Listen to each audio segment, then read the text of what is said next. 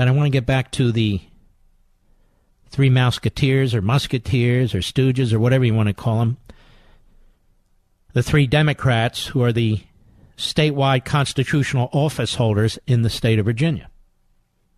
All of whom were endorsed by every liberal newspaper, including the Washington Compost. So Attorney General Mark Herring, who's a state senator forever, he comes forward and he admits he wore brown makeup and a wig in 1980 to look like a rapper during a party as a 19-year-old student at the University of Virginia. Now look, my question is this. He knew that. He knew that during the Brett Kavanaugh hearings. He didn't have to reveal it. But why didn't he at least sound like a centrist or moderate Democrat and say something as a statewide constitutional official, the Attorney General of all things, and sometimes they have cases in front of the Supreme Court? Why didn't he say something about, wait a minute, I think my party's gone too far on this no due process, no presumption of innocence point? Don't you always look at a situation and say to yourself, I could be in that situation. Not that I am, but I could be. And how would I want to be treated? And that's how you treat other people. The old golden rule. But they don't. They're always on a seek and destroy mission. A seek and destroy mission. Don't you think Clarence Thomas should have gotten at least a little bit of due process and presumption of innocence during his hearing? But no. Ted Kennedy, the liar of the Senate, and Joe Biden, the dummy of the Senate, among others, were out to destroy him. What does Joe Biden have to say about Lieutenant Governor Fairfax? Nothing. Nothing. And in fact, shouldn't all these Democrats who sat on the Senate Judiciary Committee be jumping up and down right now about Mr. Fairfax? There's a woman who's come forward. She's also a woman of color. She's also hired the same law firm that Ford had. She's made very specific allegations against Fairfax. We are told by Gillibrand, Harris, Spartacus, and all the rest of them that that's good enough. And yet, apparently it's not. Virginia Lieutenant Governor Justin Fairfax, this is Fox News, the accuser releases statement detailing sexual assault allegations. The woman accusing of Virginia Lieutenant Governor Justin Fairfax of sexual assault released a graphic statement Wednesday detailing her allegations for the first time, saying he forced her to perform oral sex back in 2004. And she's a professor. Dr. Vanessa C. Tyson, a professor at Scripps College in California, said the alleged encounter occurred in late July 2004 during the Democrat National Convention in Boston. I'm not going to get into all the dirty details, but she says, with tremendous anguish, I'm now sharing this information about my experience and setting the record straight. It's been extremely difficult to relive that traumatic experience from 2004.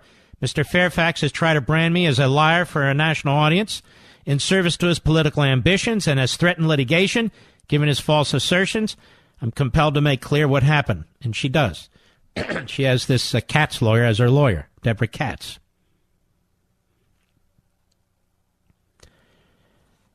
That raises a question.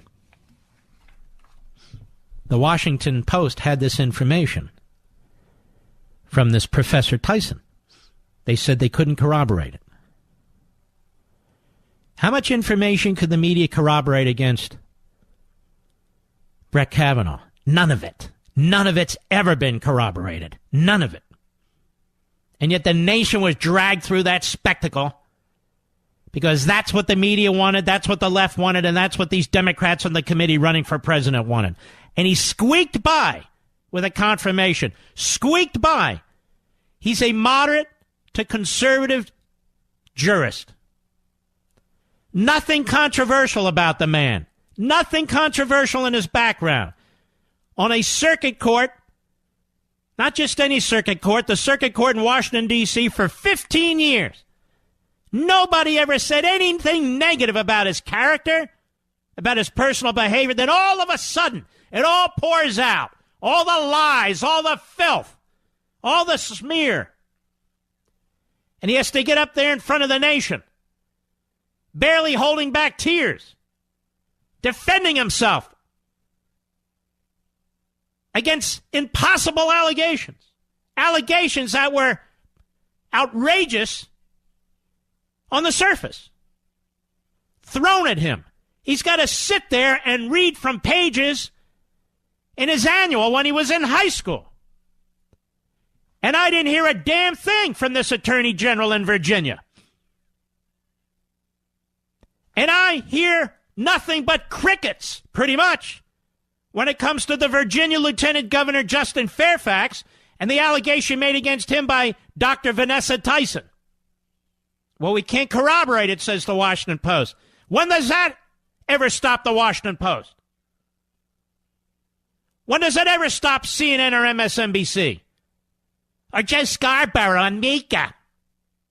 Or all the rest of the clowns? It never stops them. Fairfax reiterated, former federal prosecutor, he had a consensual encounter with the woman who made the allegation when he was an unmarried law student. Where is the Me Too movement, Mr. Producer? Where is the Me Too movement? All of a sudden, they're let's not talk movement. They've created identity politics. And I don't just mean race.